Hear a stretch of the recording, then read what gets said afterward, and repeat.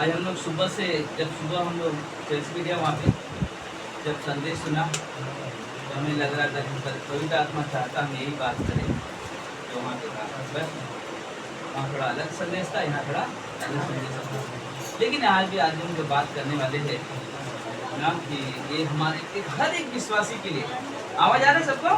आज एक विश्वासी के लिए बहुत महत्वपूर्ण बात है जो आज हम करने वाले हैं कि शैतान विश्वासियों के जीवन में रुकावट लाने वाली रणनीति अपनाता है कि एक विश्वासी कभी परमेश्वर में बढ़ ना सके। उसका काम है ना, उसका काम है। कभी कभी हम सोचते हैं ना कि शैतान इतना विश्वास योग्य है अपने कार्य में, वो कभी चुकता नहीं है। वो आपको भरमाने में कभी चुकेगा नहीं, आपके माइंड को डाइवर्ट करने में चुकेगा नहीं, आपको बुराई की तरफ ले जाने में कभी चुकेगा नहीं। लेकिन हमारा प्रार्थना करना, वचन पढ़ने में चुक जाते है ना, है सच्चाई है, होता है चीजें। हम प्रार्थना में हमारा ध्यान नहीं लगता है क्योंकि ये शैतान की रणनीति है। हम वचन नहीं पढ़ पाते हैं या पढ़ते नहीं है, ये शैतान की रणनीति है। लेकिन एक विश्वासी के लिए क्यों ये समझना जरूरी है कि शैतान जो है एक रणनीति अपनाता है ताकि विश्वासी परमेश्वर में बढ़ ना सके। और उसको हम देखते हैं जब हम ये वचन पढ़ेंगे 12 से लेकर 15 तक हम पढ़ेंगे 14 अध्याय का। तो हम आगे जब वचन सुनेंगे तो हमें बहुत कुछ हमें समझ में आएगा। तो पढ़ेंगे कोई भी। हे भोर के चमकने वाले तारे, तू कैसे आकाश से गिर पड़ा है। तू जो जाति जाति को हरा देता था, तू अब कैसे काट कर भूमि पर गिराया गया है। तू मन में कहता तो था, मैं स्वर्ग पर चढ़ूंगा, मैं अपने सिंहासन को ईश्वर के तारागण से अधिक ऊंचा करूंगा और उत्तर दिशा की छोर पर सभा के पर्वत पर विराजूंगा। मैं मेघों से भी ऊंचे ऊंचे स्थानों के ऊपर चढ़ूंगा, मैं परम प्रधान के तुल्य हो जाऊंगा। परंतु तू आधोलोक में उस गड्ढे की तरह तक उतारा जाएगा। तो बोलते कि यहाँ पे जब हम देखते हैं इस वचन को, तो शैतान पहले कैसा था, कारण क्या था, उसके अंदर कितना घमंड दिखाई दे रहा है। अक्सर आप देखोगे ना, जब एक विश्वासी के अंदर मैं शब्द आ जाएगा ना, तो समझ लेना उसके अंदर घमंड आ गया। किसी पास्टर के अंदर अगर मैं शब्द आ गया ना, समझ लेना उसके अंदर घमंड आ गया। कि मैं का मतलब क्या होता है कि मैं ही सब कुछ हूँ, बाकी कोई है नहीं मेरे ऊपर ना। तो बोले शैतान भी, प्लीज बात मत करो, शैतान भी ऐसे ही काम करता है। शैतान ऐसे ही काम करता है, उसके जीवन में कैसा मैं, और इसलिए वो शैतान कहलाता है क्योंकि उसका जो अभी हमने पढ़ा, हे भोर के चमकने वाले तारे ना, हे भोर के चमकने वाले, तू कैसे आकाश से गिर पड़ा ना। यहाँ पर उसको पूछा जा रहा है, तू कैसे गिर पड़ा। तू जो जाति जाति को हरा देता था, तू अब कैसे काट कर भूमि पर गिरा। मन में वो शैतान पहला कौन था, एक परमेश्वर का आराधना करने वाला व्यक्ति ना। कौन था, परमेश्वर का आराधना करने वाला व्यक्ति। मान जो व्यक्ति आराधना करता है, जो व्यक्ति आराधना करता है, सबसे ज्यादा नफरत शैतान जिससे होता है, सबसे ज्यादा नफरत। और वो चाहता है उसके माइंड को डाइवर्ट करे, उसके दिमाग में कोई ऐसी बात डाल दे ताकि वो आराधना करना छोड़ दे। और ये चीज समझना बहुत जरूरी है, ये चीज समझना बहुत जरूरी है। क्योंकि सोचो ना, एक समय था उसकी आवाज में इतनी सुर थी, उसके पास इतना पावर था। क्योंकि सोचो ना, उस जगह पे कोई और नहीं खड़ा हो सकता जहाँ को खड़ा था ना। लेकिन क्या हो गया, उस जगह से उसे उठाकर फेंक दिया गया। कारण आगे देखते हैं। तू मन में कहता था मैं स्वर्ग पे चढ़ूंगा, यही कारण था उसके अंदर का मैं ना, परमेश्वर यहाँ बैठा था, मैं उससे ऊपर जाना है, मुझे अपने आप को एक बड़ा स्थान बनाना है। अब क्या वाला पहला क्या मिलता है, मैं स्वर्ग पे चढ़ूंगा, मैं अपने सिंहासन को ईश्वर के तारागण से अधिक ऊंचा करूंगा। देखा, यहाँ पे मैं मिलते जा रहा है ना, मैं ऐसा करूंगा, मैं ऐसा करूंगा। आगे क्या कहता है, उत्तर दिशा की छोर पर सभा के पर्वत पर विराजूंगा, मैं मेघों से भी ऊंचे ऊंचे स्थानों पर, उस स्थानों के ऊपर चढ़ूंगा, मैं परम प्रधान के तुल्य हो जाऊंगा, परंतु तू अधोलोक से में उस गड्ढे की तरह उतारा जाएगा ना। मतलब आप तो जो सोच रहा था, आप तुझे क्या, जितना तू ऊपर चढ़ने की कोशिश कर रहा था, अब तुझे ना एक गड्ढे की तरह की नर्क में तू डाला जाएगा। एक ऐसा व्यक्ति सोचो जो परमेश्वर की आराधना करता है, एक ऐसा व्यक्ति जिसके अंदर घमंड पाया जाता है और वो बोलता है कि मैं ऐसा करूंगा अपने आप को, लेकिन यहाँ पे ना उसे उत्तर मिल रहा है क्या, अब तो उस तरह से नहीं कर पाएगा, लेकिन अब तो वहाँ पे अब क्या कर रहा है मालूम शैतान, आज भी जब इस परमेश्वर जो भी योजना बनाता है, परमेश्वर की योजना के खिलाफ वो क्या करता है मालूम है, अपने रुकावट लाने की योजना बनाता है। परमेश्वर योजना बनाता है अपने राज्य को बढ़ाने के लिए, परमेश्वर योजना बनाता है कि हर एक पापियों को चुनने के लिए, हर एक अविश्वासियों को परमेश्वर के राज्य में लाने के लिए, लेकिन शैतान क्या चुनता है, उसकी योजना क्या होती है कि विश्वासियों को परमेश्वर से दूर ले जाने के लिए ना, विश्वासियों को परमेश्वर से दूर लेके जाने के लिए। और ये हमारे लिए बहुत अद्भुत समझना, ये हमारे लिए बहुत महत्वपूर्ण है। और आज जो हम बात करने वाले हैं ना, बोले कि जब हम अदन की वाटिका में देखते हैं तो वहाँ पे क्या हुआ, हवा और आदम और हवा, उनके अंदर क्या मिला, मतलब उन्हें इतना प्यार से बात किया कि उन दोनों ने क्या किया, पर उसके शैतान के रणनीति में फंस गए, उसके बातों में फंस गए। और एक कारण क्या था, पता उनका ये कारण जो था कि परमेश्वर के दोष लग सके। अब दोनों कौन बन गए, पापी बन गए। पहले वो दोनों आदम और हवा एकदम पवित्र व्यक्ति थे, उनके अंदर कोई कुटिलता नहीं थी, कोई पाप नहीं था, एक दूसरे से बहुत प्रेम करते थे, परमेश्वर का आदर करते थे, सब कुछ उनके अंदर था। लेकिन उन्होंने क्या किया, शैतान ने उनके अंदर ये विचार डाल दिया कि परमेश्वर के खिलाफ काम कर पाए। फिर हम देखते हैं तो बोलते कि वहीं रुका नहीं होने के बाद, क्योंकि जब ये बात हुआ कि जब उन्होंने फल खाया, पाप में, तो परमेश्वर ने क्या वाचा बांधा, क्या शपथ खाई, क्या वाचा बांधा, क्या आज्ञा दे, बोला कि वहां बोला कि इसी स्त्री का बीज तेरे सर को कुचलेगा ना। आप क्या क्या मालूम है, जब 6 अध्याय पढ़ते उत्पत्ति का तो बोलते कि स्वर्गदूत जो गिरे हुए स्वर्गदूत थे, परमेश्वर के खिलाफ जो गए थे, उन लोगों ने धरती पर आए और स्त्रियों से क्या किया, ब्याह किया। जो धरती पर रहने वाले औरतें थे उनसे उन्होंने क्या किया, संबंध बनाना शुरू किया। कारण क्या था, ताकि जो उनके द्वारा जो पैदा होने वाला व्यक्ति होगा, हम यीशु को रोक देंगे, उसको जन्म लेने नहीं देंगे। यह उसकी सबसे बड़ी रणनीति थी।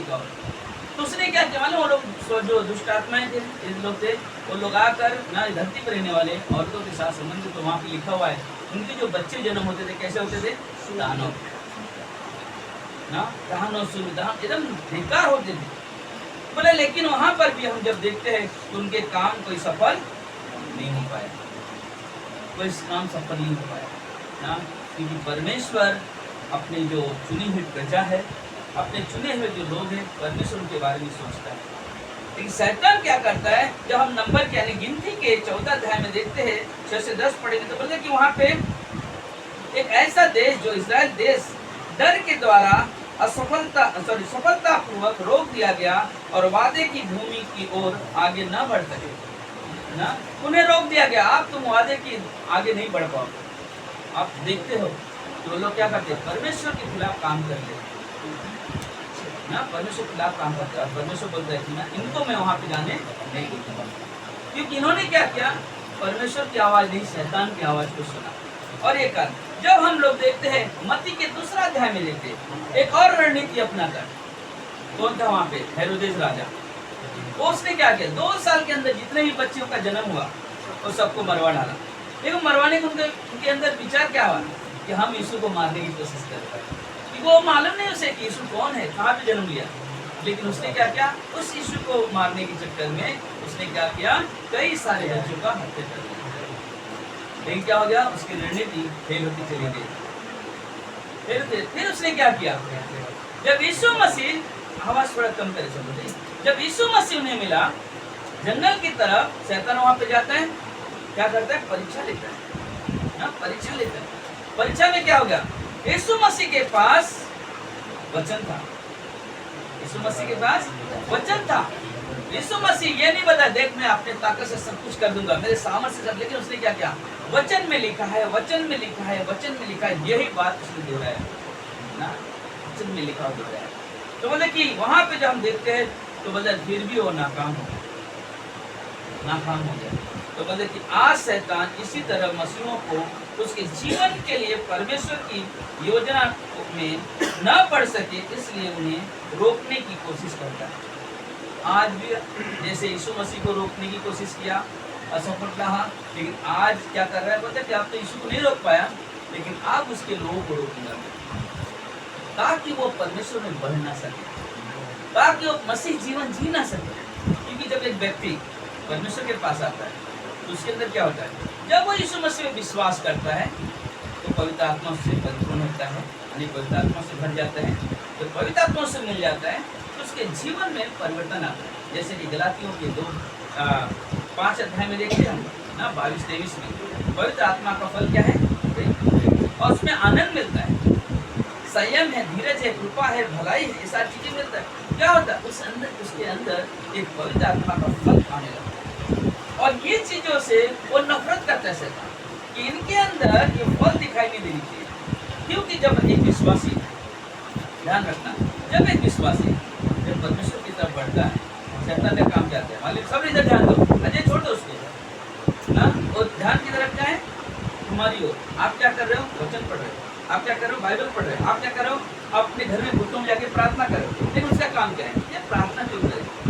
ये बाइबल क्यों पढ़े? ये प्रार्थना में जीवन क्यों बिताए? इसे मुझे रोकना है। आज ये काम कर रहे हैं और आज बहुत सारे विश्वासी इस रणनीति को समझ नहीं पाते शैतान को, इसलिए उसके बातों में चले जाते हैं, उसके आधार पर जीवन जीने लगते हैं। प्रार्थना का जीवन नहीं, वचन का जीवन नहीं, संगति का जीवन नहीं, कलीसिया का जीवन। आज मैं देखता हूँ ना सदन भाई, उनका का जीवन उल्लासनगर सिद्धांत गाना, ये एक जोश है परमेश्वर, एक परमेश्वर की चाहत। आप लोग अपने घरों में पहले से तैयारी करो, मुझे सभा में जाना है। ये परमेश्वर के प्रति एक लगाव है, एक चाहत है। और शैतान कभी नहीं चाहेगा आप इस जोश, इस चाहत में परमेश्वर के भवन में आओ। बाकी जॉब से डायरेक्ट हर एक लोग की जीवन में जॉब से ना, हर एक लोग इस जॉब से आए ना, हर एक लोग के जीवन में, अब सबके जीवन में, मतलब ये जीवन है ना शैतान को पसंद नहीं, ये जीवन शैतान को पसंद नहीं।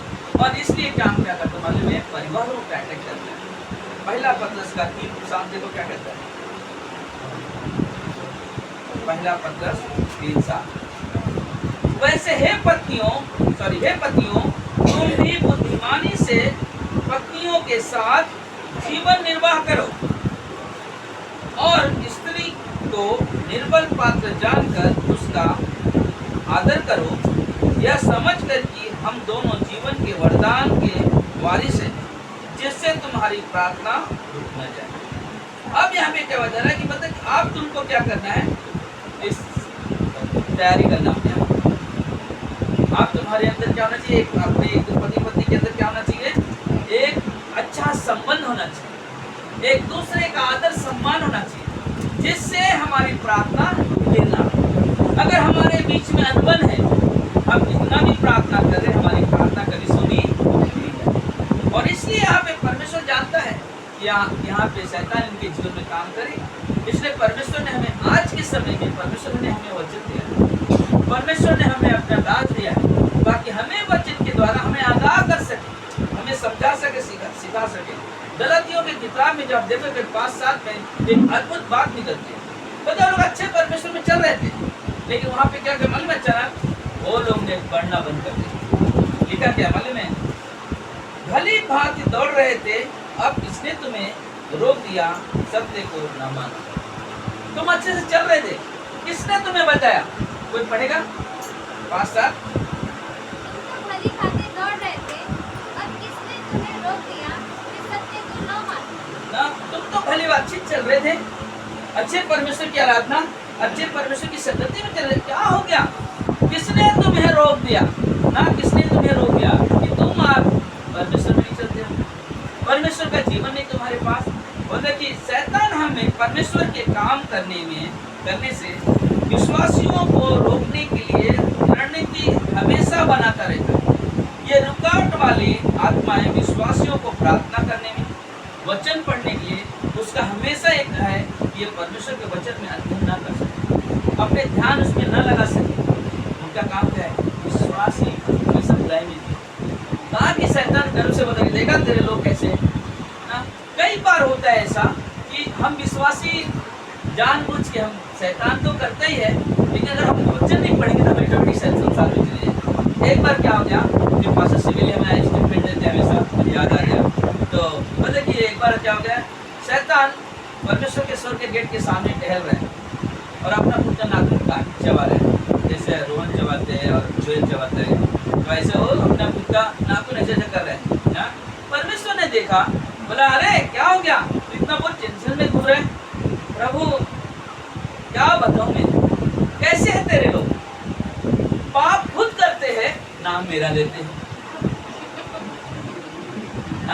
पाप खुद करते हैं नाम बोले शैतान, अरे क्या करूं, शैतान मुझे इसलिए कर दिया। नहीं, आप तो शैतान को खुद अवसर दे रहे हो बोलने के लिए। शैतान बोलता मैं इसके जीवन कुछ काम नहीं कर रहा हूँ, लेकिन फिर भी क्या कर रहा है, मेरा नाम लेके गलत जीवन जी रहा है, क्योंकि उसने परमेश्वर के वचन को जाना नहीं, परमेश्वर के वचन में बढ़ नहीं रहा है। तो क्या करे, उसको एक ही चीज, उसको जीना नहीं है मसीह में, तो क्या करेगा, संसार में जिएगा, बल्कि क्या करे, दिमाग में शैतान काम नहीं।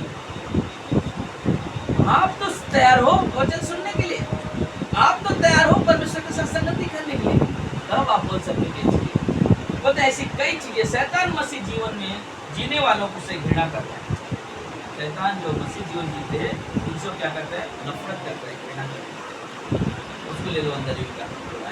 तो हमारे लिए क्या है, बोलते कि हमें समझना बहुत जरूरी है। वो कलीसिया की सेवकाई में ना हस्तक्षेप करता है, यानी कि उसमें बाधा डालता है, उसमें आगे घुस जाता है ना, मुझे काम, तुम्हारा काम नहीं सफल होने देगा। जब एक कलीसिया के लोग, जब एक पास्टर के टीम मिलकर कुछ योजना बनाते तो शैतान नहीं चाहते किस योजना को पूरा करे, इसलिए क्या करता मालूम है, उदाहरण के लिए आपको बताता हूं। हम लोग प्लीज बात मत करना, देविका रेबो चुपचाप रहना, ओके, ध्यान में रखना। जैसे कि हम एक उदाहरण बता रहे हैं, जैसे कि हम कलीसिया के लिए जगह लेने के लिए योजना बने, अब क्या करवा लें, जितने भी लोग हैं सभी लोग से हम परमेश्वर काम होना चाहिए, क्या करें, अपने मेहनत की कमाई चला के दान दे। लेकिन कुछ लोग का हाथ पीछे है, बोले शैतान बोलता है कि मैं इनको नहीं करने दूंगा। हमारी सोच कुछ भी हो सकते हैं, बट वो बोलता है मैं इनका हाथ नहीं बढ़ने दूंगा। क्यों? ताकि ये महत्व नहीं जान पाएंगे कि रियल में क्या होने वाला है। लेकिन एक विश्वासी जब परमेश्वर में चलता है, बोलता जब मूसा ने लोगों से जब दान मांगने के लिए खड़ा हुआ तो परमेश्वर ने क्या बोला, जितने अपनी इच्छा से देना चाहे उन्हीं से लेना। तो बोले कौन देता है, बोले जो जिनकी इच्छा परमेश्वर पर निर्भर है, जो परमेश्वर के वादे को समझते हैं उनसे। हमारा काम क्या है, हमें परमेश्वर की तरफ बढ़ना। मैं एक व्यक्ति को आके मुझे दान देते इसके लिए मैं सोच रहा था, उनकी पिछली परिस्थिति को देख रहा था, कैसी परिस्थिति उनका। लेकिन हमने कहा कि इनके मन में क्या है, परमेश्वर की तरफ हाथ बढ़ना। तो हम क्यों उनको रोके, हम इनको क्यों कहे भाई नहीं आप मत, आपकी परिस्थिति ऐसी है। नहीं, परमेश्वर जब उनके द्वारा आशीष मिलना चाहता है तो हम क्यों रोके किसी को। तो बोले कि ये हमारे लिए बहुत जरूरी है। इसलिए कलीसिया के कार्यों में क्या करता है, शैतान बाधाएं लेकर आता है, रोकता है योजना को, ताकि ये चीज पूरा ना हो सके। तो बोले कि बाधा डालने का मतलब होता है कि यूनानी में एक शब्द मिलता है अनाकोप्तोई।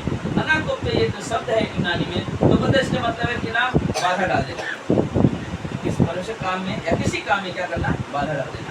आपके लिए अच्छा चल रहे क्या क्या जाके बोल दिया आपने, उसका काम वो बन चुका है ताकि ऐसे लोगों को रोकता चले। और इसलिए हम लोग गलातियों को 5:7 में देखा, अच्छा खासा चल रहे थे तुम, क्या हो गया, अरे आप तो इतना अद्भुत समय से पहले सभा में आकर सब कुछ करते, आज क्या हो गया, आप नहीं पा रहे, क्या हो गया ना।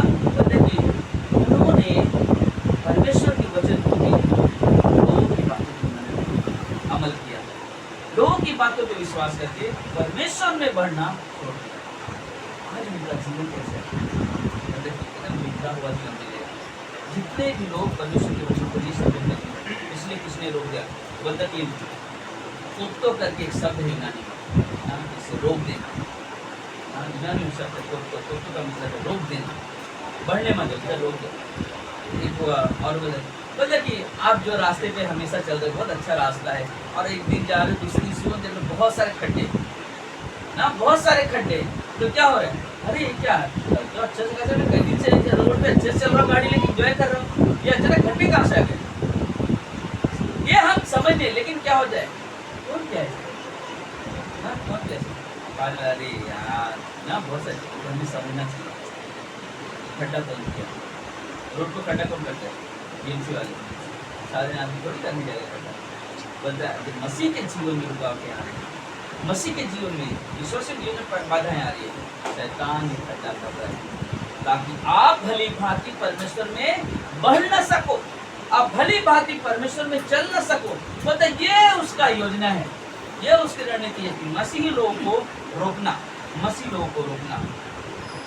बोले शैतान विश्वासियों को रास्ते में बहुत सारी रुकावट डालने की बाधाएं करता है, बहुत सारे ना समस्याएं लेकर आता है जिससे आप बढ़ ना सको। शैतान की मनसा स्पष्ट है, विश्वासियों को उन्नति से रोकना। वो पूरा उसका मन में पूरा फिक्स है, वो नहीं भी वो बोलेगा नहीं मैं इसलिए नहीं, उसका एक ही मन सोच है, मुझे विश्वासियों को रोकना है ताकि परमेश्वर में ना बढ़ सके। अभी उदाहरण के लिए अगर किसी से पूछ ले आज कितने लोग ने प्रार्थना की, आधा लोग का हाथ उठेगा तो नहीं उठेगा, है ना? कितने लोगों ने वचन पढ़ा? आधा लोग तो आएगा, आधा लोग को नहीं आएगा। क्यों?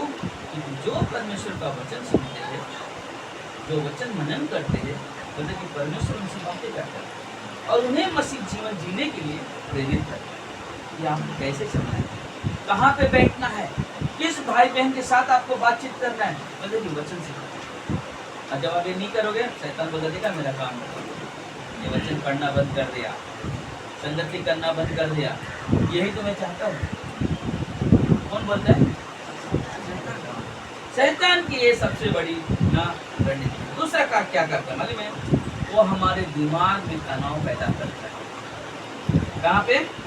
हमारे दिमाग में, मस्तिष्क में तनाव पैदा करता है, दबाव डालता है, कई सारी चीजें हमारे जीवन में लेकर आए जिससे क्या बस हो गया, आप बहुत दौड़ा यार, क्या बार बार इतना ऐसे करना। कभी कभी आपको इतना जोश में लेकर आएगा, आप बहुत सारे काम करने के लिए उत्सुकता से दौड़ोगे, करोगे, बाद में अचानक आप साथ बैठ जाते। इसलिए मालूम है शैतान बोलता है कि कभी कभी करने देता उनको काम, करो और करो और करो, ताकि जब पूरे बोले ना बस हो गया, उनके मन में विचार डालेगा, बहुत हो गया अभी थोड़ा आराम करने दो यार, क्या मसीह परमेश्वर सेवा तो करते रहेंगे ना, थोड़ा आराम करते रहेंगे। हमें परमेश्वर के साथ भली भांति चलना है, हमें परमेश्वर के साथ एक अच्छा जीवन लेके चलना है जिससे परमेश्वर को हम प्रसन्न कर सकें ना, और हम शैतान की रणनीति को समझ सकें, शैतान की रणनीति को समझ सकें। शैतान विश्वासियों को उनके विचार में ना मेहनत कराता है, यानी कि जिम कराता है। कहाँ पे? उनके दिमाग में ना अब बहुत सारे सोच विचार डालेगा ना, बहुत सारे सोच विचार। कभी कभी आपके जीवन में ऐसा है ना, आप सोचते हो कि आज मैं प्रार्थना अटेंड करना है, लेकिन कोई चीज़ें लेकर आ जाए, कुछ विचार डाल देगा या घर की समस्या डाल देगा ताकि आपका ध्यान कहाँ चले जाए, उस समस्या पर चले जाए। सोचते सोचते मालूम पड़ा कितना टाइम है, अरे अभी क्या फायदा, तो टाइम हो गया, अभी चर्चिंग जाकर क्या करेंगे, तो ध्यान दो क्या हो गया, हम उस बात को सोचते सोचते हमारा दिमाग पूरा इसमें चला व्यस्त हो जाता है। और ये क्या करता है? शैतान जानता है इनको क्या डालना है। अगर आप किसी दिन समझो सर में दर्द है, अब चर्च नहीं आए ना, शैतान बोले ये इसका बहुत अच्छा पॉइंट है, आप उसको हर संडे सर में दर्द लेकर आए, ताकि क्या करो आप चलना जाओ नहीं। कभी कभी ऐसा हो सकता है ना, आपको कमजोरी महसूस करा दे, आप बहुत काम किया, थक गए हो, क्या जरूरत है यार, थोड़ा आराम करते ना, चर्च में चलते रहता है, थक के थोड़ा आराम करना नहीं हो सकते। हमें समझना चाहिए शैतान चाहता क्या है। शैतान अच्छी चीज़ें कभी आपसे नहीं चाहता, शैतान चाहेगा आप परमेश्वर के खिलाफ जाओ,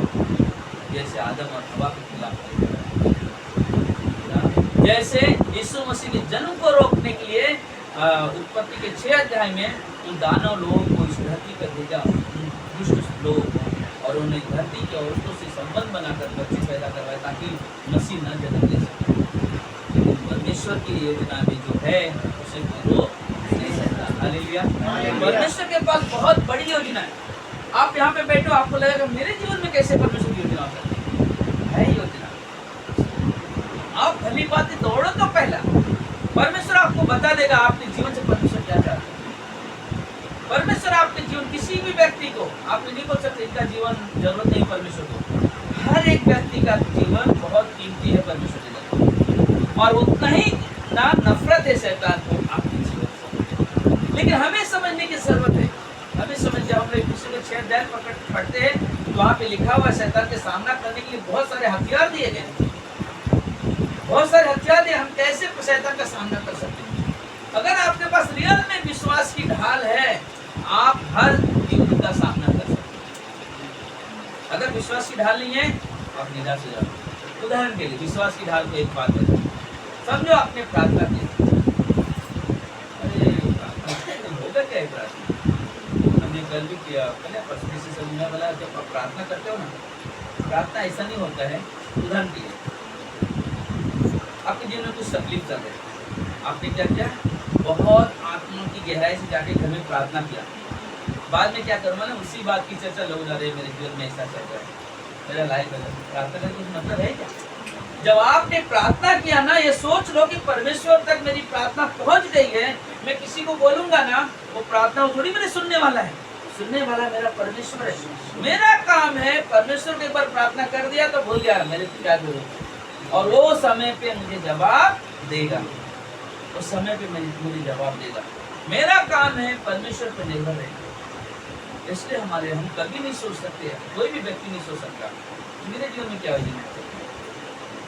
यहाँ पे कितने लोग हैं जो 20 साल से चर्च में जाते हैं? कोई 20 साल से देखते हैं, 20 साल हो गए, ज्यादा भी हो सकते हैं, ठीक है, कोई कम भी हो सकते हैं। कोई है 10 साल वाला, कोई 5 साल वाला, कोई 2 साल वाला जो चर्च में डेली आ रहा है, 1 साल वाला, 6 महीना, 2 महीना, 1 महीना, है ना आपका हो गया। कितना साल हो गया? या महीना कितना हो गया? 2 साल हो गए। तुमने बोला 2 साल हुआ। हाँ, सोचो मैं क्या बोल रहा हूँ, ध्यान में रखना। आप इतने वर्षों से जा रहे हो, 21 वर्षों से संगति कर रहे हो, कभी आपने ऐसा सोचा कि आज मुझे क्या करना चाहिए परमेश्वर के लिए? क्या आप डेली बाइबल में अपना दिमाग खपा रहे हो? क्या अपना दिमाग पूरा डाल रहे हो वचन पढ़ने में या प्रार्थना करने में? कैसे आपको योजना मालूम पड़ेगी परमेश्वर की योजना है? आपके जीवन के लिए है परमेश्वर की योजना, आपको उसके लिए मेहनत करना पड़ेगा। मेहनत कर, आप सोचो आप काम पे नहीं हो, पगार मिलेगा क्या? देगा कोई पगार बिना मेहनत किए? नहीं, आपको मेहनत करो तब मिलेगा फल। जब परमेश्वर के वचन में जब मेहनत करोगे तब तो आपको मालूम पड़ेगा आपके जीवन का उद्देश्य क्या है परमेश्वर, तब वो चीज मालूम पड़ता है।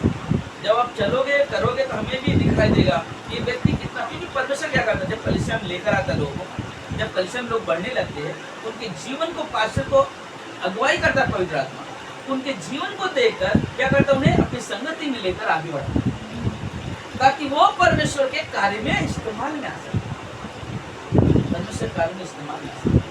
लेकिन वो हमारे लिए बहुत जरूरी है, वो हमारे लिए बहुत जरूरी है। हमें समझना है, हमें समझना परमेश्वर की योजना क्या है। कभी कभी अगर हम योजना नहीं समझ पाएंगे हम कभी होकर दिखा सकते हैं, क्योंकि परमेश्वर को जन्नत जीवन में करना चाहता है, उस जगह पे परमेश्वर हमें इस्तेमाल करना चाहता है, लेकिन हम क्या करें, उस पर हमारा ध्यान नहीं करें, उससे हमारे ध्यान आकर्षित नहीं हो रहे। तो क्या होगा, बहुत सारी समस्याएं। हम नाम के लिए विश्वास में नहीं चल रहे, हम नाम